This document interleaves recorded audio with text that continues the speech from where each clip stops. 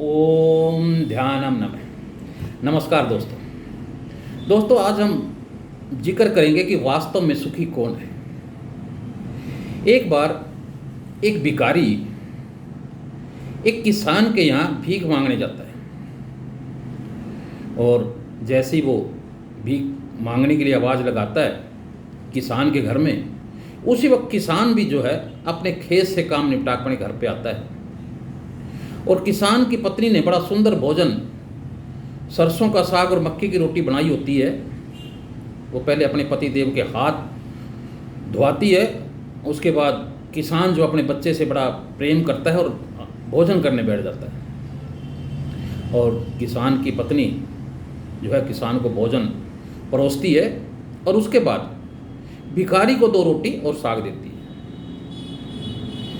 अब भिखारी जो है रोटी लेके वहाँ से चल पड़ता है और रास्ते में जाते जाते सोचता है कि अपना भी कुछ जीवन है कि 2 रोटी के लिए हमें 2 घर दर दर भटकना पड़ता है और कुत्ते जैसी ज़िंदगी है अपनी। वे वास्तव में सुखी तो किसान है जिसका एक सुंदर बेटा है, सुंदर पत्नी है और बहुत सुंदर घर है और अनाज भी खुद पैदा करता है, तो सुखी तो किसान। उधर किसान जो है भोजन करते वक्त अपनी पत्नी से कहता है कि इस बार जो अपना एक बैल जो है बूढ़ा हो गया है और अपना खेती का काम बड़ी मुश्किल चलेगा, अगर हमें कोई पैसा उधार दे दे तो मैं सेठ माधव के पास जाऊंगा, माधव महाजन के पास, शायद वो मुझे कुछ कर्ज दे तो मैं अपना बैल लेके अपना काम चला सकूँ। भोजन करके वो माधव महाजन के यहाँ कर्जा मांगने के लिए चला जाता है। माधव जो है अपनी दुकान पे बैठा होता है और बड़ी तरले मिन्नत के बाद जो है वो राजी होता है किसान को कर्जा देने के लिए और शर्त भी लगाता है कि 1 रुपये सैकड़ा भाई मैं तुझसे इस कर्जे के रूप में तुझसे ब्याज लूँगा। किसान जो है राजी हो जाता है, ठीक है जी मुझे कर्जा दे दो। माधव अपनी तिजोरी से पैसे निकालता और उस किसान को दे देता है। अब किसान रास्ते में कर्जा लेके जब वो चलता है तो रास्ते में सोचता है कि भाई अपना भी कोई जीवन है, सारा दिन बड़ी इतनी मेहनत के बाद भी घर में 5-10 रुपये भी नहीं होते, कुछ छोटा सा भी खर्च अगर आ जाए तो उसके लिए हमें हाथ पसारना पड़ता है। जीवन तो माधव महाजन का है जिस पे हजारों रुपये है।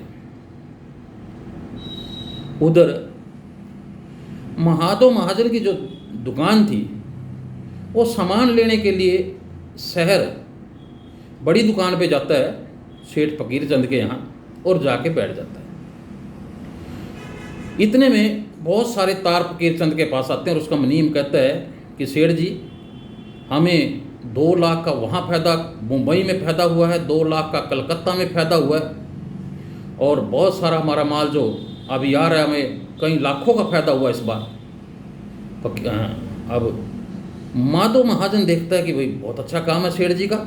फकीर चंद जी भी बड़े खुश होते हैं और वो अपना सामान लेके माधव सिंह तो चल पड़ता है और रास्ते में जाते जाते सोचता है कि भाई जीवन तो सेठ फकीर चंद का है जिसका लाखों रुपए का हर रोज़ मुनाफा होता है, हमारा भी कोई जीवन नहीं है। हम तो हमारे पास 1-2 लाख रुपए क्या हुए, हम महाजन करवाने लगे, असली सेठ तो फकीर चंद है।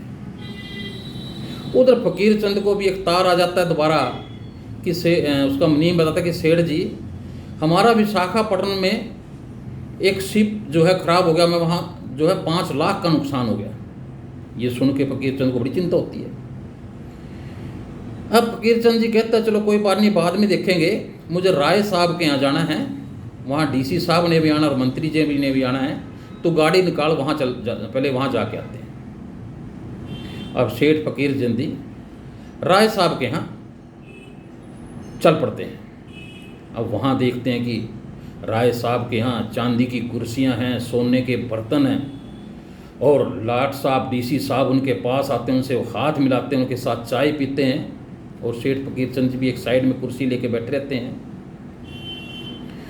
और मन ही मन सोचते हैं कि भाई असली सुखी तो जो है ये राय साहब है जिसके यहाँ मंत्री आते हैं, डीसी साहब खुद आते हैं, लाट साहब आते हैं और बड़े बड़े अफसर यहाँ आए हुए हैं, उनसे हाथ मिला रहे हैं और तेरा जीवन कुछ नहीं, असली जीवन तो राय साहब का है।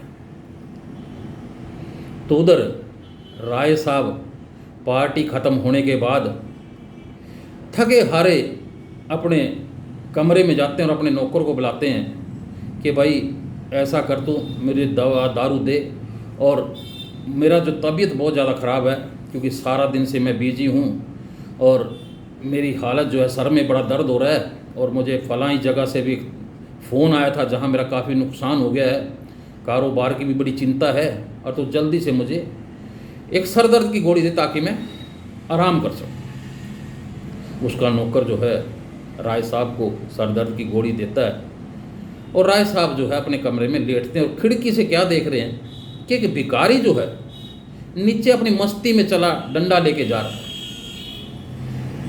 अब राय साहब सोचते हैं कि असल में यार असली सुखी तो ये भिखारी है, जिसे ना कारोबार की चिंता है, ना मंत्री को पार्टी देनी पड़ती, ना डीसी की चाय पानी करनी पड़ती, तो असली सुखी तो ये है।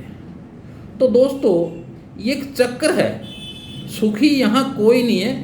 हर आदमी जो है दुखी है, लेकिन एक दूसरे के सुख को देख लेता नहीं यार ये सुखी है। लेकिन वास्तव में सुखी वो है जिसके अंदर जिसके मन के अंदर चैन है और जिसे संतोष है, उसे तो आप सुखी कह सकते हो।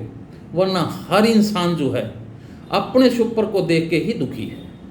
भिखारी किसान को देख के दुखी था, किसान माधव महाजन को देख के दुखी था, माधव महाजन फकीर चंद को देख के दुखी था, और फकीर चंद राय साहब को देख के दुखी था।